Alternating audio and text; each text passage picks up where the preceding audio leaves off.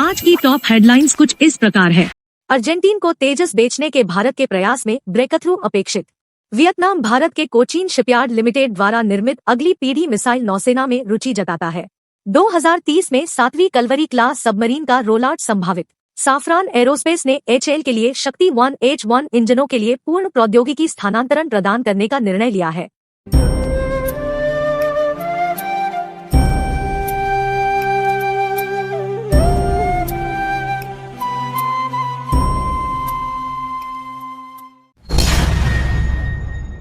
Argentine Bharat रक्षा सहयोग के लिए उम्मीदवारी भरे संकेत दिखाई दे रहे हैं, क्योंकि अर्जेंटीन के रक्षा मंत्री जॉर्ज तायाना 17 जुलाई को भारत की यात्रा पर आ रहे हैं। जी बिजनेस के अनुसार दोनों देशों के बीच एक महत्वपूर्ण सैन्य सौदे में ब्रेकथ्रू उम्मीद की जा रही है। यह सौदा दोनों राष्ट्रों के लिए एक महत्वपूर्ण कदम हो सकता है और रक्षा क्षेत्र में उनके द्विपक्षीय संबंधों को मजबूत कर सकता है। एक संभावित सौदे की मुख्य विशेषता है अर्जेंटीन वायुसेना के लिए लड़ाकू विमानों की खरीद है। इस मांग का संबोधन करते हुए भारत ने भारतीय सरकार के स्वामित्व वाले हिंदुस्तान एरोनॉटिक्स लिमिटेड हाल द्वारा निर्मित नवीनतम तेजस मार्क 1A लड़ाकू विमानों की पेशकश की है। अनुमानित मूल्य 8,675 करोड़ रुपए है। अर्जेंटीना 15 तेजस मार्क 1A और LCH के लिए डील साइन कर सकता है। यह प्रस्ताव भारत की रक्षा निर्यात पोर्टफोलियो को मजबूत करने का पोटेंशियल रखता है, जबकि साथ ही अर्जेंटीन की आपातकालीन रक्षा आवश्यकताओं को पूरा करता है।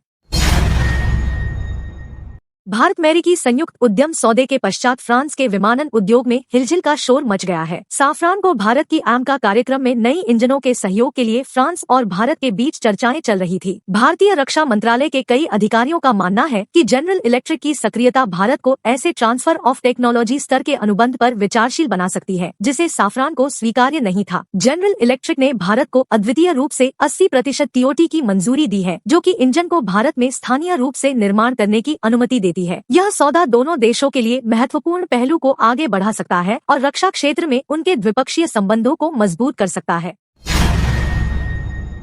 वियतनाम ने हाल ही में भारत की प्रतिष्ठित कोचीन शिपयार्ड लिमिटेड CSL द्वारा डिजाइन की गई अगली पीढ़ी मिसाइल वेसल्स NGMV की खरीदारी में रुचि दिखाई है। यह योग्यताओं से भरपूर नौसेना विभिन्न समुद्री कार्यों के लिए विशेष रूप से डिजाइन की गई है, जिसमें समुद्री हमले और शत्रु सतह युद्ध कार्य शामिल है। NGMV वियतनाम के नौसेना क्षमताओं को मजबूत करेगी और तटीय विकास क्षेत्रों की सुरक्षा में महत्वपूर्ण भूमिका निभाएगी। CSL ने पहले से ही भारतीय नौसेना के लिए 9,805 करोड़ रुपए की अगली पीढ़ी मिसाइल वेसल्स के निर्माण के लिए बड़ा ऑर्डर हासिल किया है। वियतनाम की रुचि इस नौसेना में सहयोग के बढ़ते संकेत के रूप में महत्वपूर्ण है। AK-203 राइफल भारत रूस संयुक्त उद्यम की तैयारी ने निर्माण को क्रांतिकारी बनाने की दिशा में धावा बोल दिया है। 2024 के दिसंबर तक 70,000 यूनिट्स का निर्माण होगा। AK-203 राइफल की मांग विश्वव्यापी है और इसे भारतीय सुरक्षा परिदृश्य में भी महत्वपूर्ण योगदान मिलेगा। यह राइफल कोरवा आयुध निर्माणी फैक्ट्री अमेठी में गर्व से निर्मित की जाती है। आक्रमण बंदूक के लिए वैश्विक रूप से लोकप्रिय इस राइफल की मांग देश की सीमाओं के बाहर फैली हुई है और इसे वैश्विक हथियार बाजार में महत्वपूर्ण स्थान प्राप्त होगा। भारतीय सेना की टुकड़ी 43 सैनिकों से मिलकर आज मंगोलिया के लिए रवाना हुई। यह टुकड़ी 17 से 31 जुलाई 2023 तक उलान बातार मंगोलिया में आयोजित होने वाले नोमैडिक एलिफेंट 2023 इंच के 15वें संस्करण में हिस्सा लेगी। इस अभ्यास का उद्देश्य भारत और मंगोलिया के बीच सकारात्मक सैन्य संबंधों को बढ़ावा देना, अच्छी प्रथाओं का आदान प्रदान करना, संगठनीयता और मैटिंग का विकास करना है। इस अभ्यास में भारतीय और मंगोलियाई सैनिक अपने कौशलों और क्षमताओं को बढ़ाने के लिए विभिन्न प्रशिक्षण गतिविधियों में भाग लेंगे। यह अभ्यास भारतीय सेना और मंगोलियाई सेना के बीच रक्षा सहयोग में एक महत्वपूर्ण माइलस्टोन होगा, जो दोनों देशों के बीच संबंधों को और बढ़ाएगा।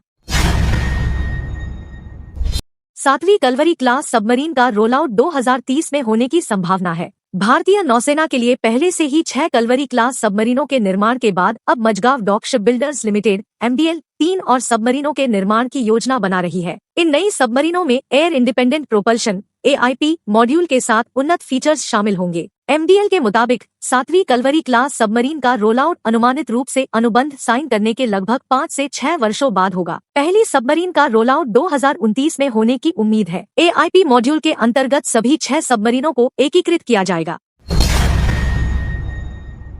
टाटा ग्रुप ने फ्रांसीसी कंपनी डैसॉल्ट के संयुक्त उद्यम joint venture Dassault Reliance aerostructure limited DRL में अनिल अंबानी के रिलायंस ग्रुप की जगह लेने के लिए प्रमुख प्रतियोगी के रूप में उभरा है। ताज़ा रिपोर्ट्स के अनुसार डसॉल्ट एविएशन ने जॉइंट वेंचर से संयुक्त उद्यम से इस्तीफा देने का फैसला किया है, जिससे साझेदारी खंडित हो गई है। डसॉल्ट रिलायंस एरोस्पेस DRAL की एक सहायक कंपनी है जो फैल्कन 2000 बिजनेस जेट के लिए एरो संरचना विनिर्माण और राफेल विमान के घटकों के आपूर्ति में लगी हुई है। यह कंपनी डसॉल्ट की वैश्विक आपूर्ति श्रृंखला के अंदर कार्य करती है और उसकी सुविधा महाराष्ट्र के नागपुर में स्थित मिहान विशेष आर्थिक क्षेत्र SSE में स्थापित है। साफरान एरोस्पेस, एक प्रमुख फ्रांसीसी एरोस्पेस कंपनी, ने हाल ही में हिंदुस्तान एरोनॉटिक्स लिमिटेड HAL के साथ समझौतों पर पहुंचे हैं ताकि वे शक्ति 1H1 इंजन्स के लिए पूरी प्रौद्योगिकी स्थानांतरण TOT प्रदान कर सकें। ये इंजन भारतीय निर्मित हेलीकॉप्टरों में उपयोग होते हैं, जैसे कि ALH Mark 3, ध्रुव Mark 4, रुद्र WSI और LCH प्रचंड लाइट कॉम्बैट हेलीकॉप्टर। यह विकास भारत के स्वदेशीकरण प्रयासों में एक महत्वपूर्ण कदम है और इसका मतलब है कि अब देश में इंजन के सभी घटकों का निर्माण होगा। साफरान अपने हिस्सेदारी के लिए आवश्यक TOT प्रदान करेगा, जिसे पहले उन्हीं द्वारा संभाला जाता था। यह विकास भारतीय रक्षा निर्माण में स्वायत्तता के लक्ष्य के साथ मेल खाता है और विदेशी आपूर्तिकर्ताओं पर देश की आवश्यकता को कम करने की दिशा में एक प्रमुख कदम है।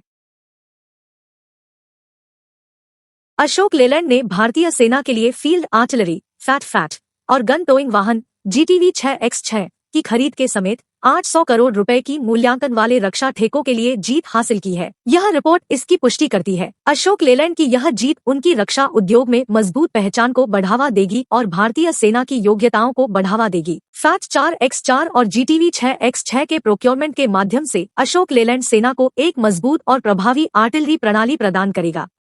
कल रक्षा मंत्री श्री राजनाथ सिंह और अर्जेंटीना के रक्षा मंत्री जोर्ज तयाना के बीच बातचीत होने की उम्मीद है। यह महत्वपूर्ण मुलाकात भारत और अर्जेंटीना के बीच रक्षा सहयोग को मजबूती देने के लिए होने जा रही है। चर्चा में दोनों नेताओं की रक्षा मुद्दों पर बातचीत की जाएगी और रक्षा संबंधित मामलों में सहयोग को बढ़ावा दिया जाएगा। इसी के साथ ही तेजस मार्क 1A की डील भी साइन हो गए।